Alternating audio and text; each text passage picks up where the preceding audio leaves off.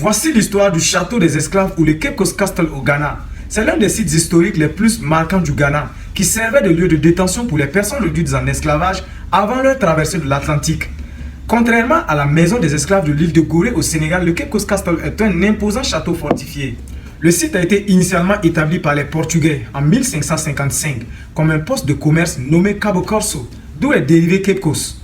Le premier fort a été construit en 1653 par la Compagnie suédoise d'Afrique et a changé de main à plusieurs reprises, étant conquis par les Danois, les Hollandais et enfin les Britanniques vers 1664. Ce sont les Britanniques qui, au XVIIIe siècle, ont considérablement agrandi et renforcé le château pour en faire une plaque tournante majeure du commerce des esclaves, lui donnant sa forme actuelle vers 1795. Visiter le Cape Coast Castle est une expérience profondément poignante.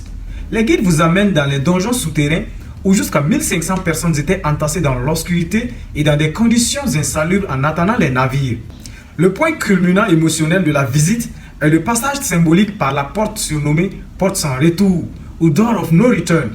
Cette porte étroite dans les murs du fort s'ouvrait sur la mer et marquait le dernier contact que les Africains réduits en esclavage avaient avec leur terre natale avant d'être embarqués de force sur les bateaux.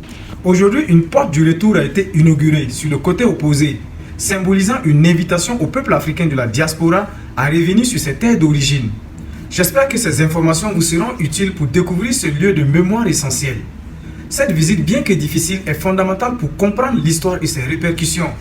Likez, partagez la vidéo, donnez vos avis en com et surtout n'oubliez pas de vous abonner. Ciao!